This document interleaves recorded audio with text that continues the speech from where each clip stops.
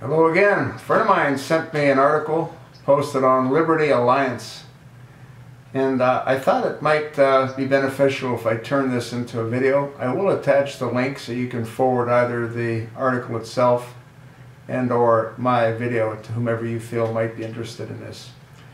It's titled, My Conclusion, Obama the Jihadist.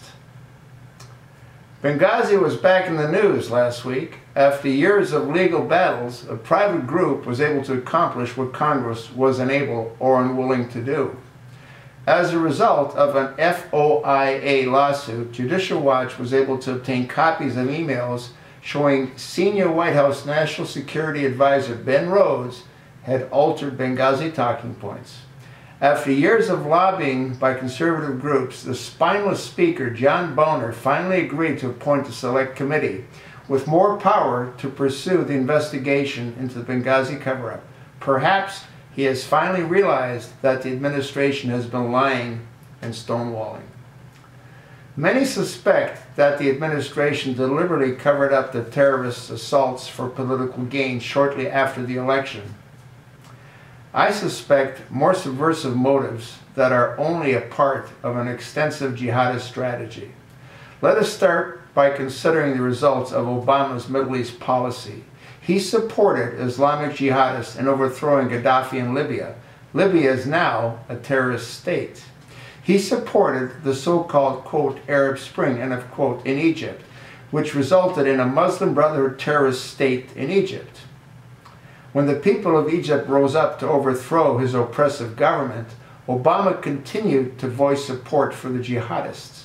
Then Obama tried to involve us in a Syrian conflict in support of quote-unquote rebels who were primarily led by al-Qaeda.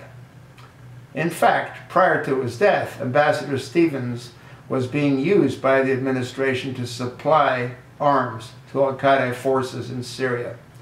When it comes to Iran, Obama has done nothing to prevent that terrorist state from developing nuclear capabilities. There is evidence that the White House has been infiltrated by the Muslim Brotherhood, which is a terrorist organization. In summary, the Obama Middle East policy has been to assist Islamic terrorists whenever they can. Any true American patriot will want to know why a U.S. president would support jihadists. My conclusion is that Obama is a jihadist. His personal history is documented by Dinesh D'Souza, as well as Obama's own writing reveals a man who deeply resents his country and who is dedicated to reducing its strength. Obama's domestic policies have done that. He has succeeded in destroying the American healthcare system. He has expanded the welfare state to the extent that 40% of the country is now dependent on government assistance. He has devalued our currency by continually printing money to fund the largest deficit in our history. We have seen the lowest labor force participation in history. 93 million people have left the labor force. Last week, the administration was bragging about the lowest unemployment rate in 5 years. As of 6.6 is good, as 800,000 people left the labor force and only 200,000 jobs were created. It was reported that the economy only grew by 0.1% in the last quarter. The administration blamed it on weather, as if winters were a phenomenon.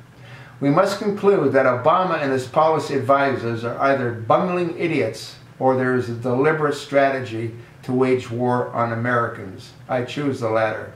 It is time that we, the people of the United States of America, arrest this enemy combatant and put him on trial.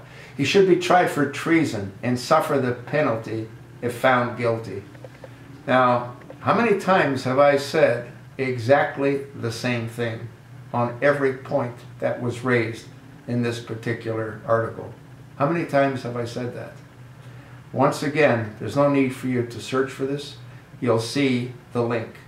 And you're free to send this and or the link to anyone that you think might be interested. You know what's amazing is that this administration does take vows about the number of new jobs they've created, but it doesn't talk about the number of people that have lost work and have given up looking for work. If the 93 million people have left the labor force, that's a frightening number.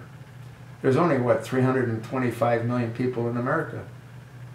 That's almost 1/3. And that number includes children.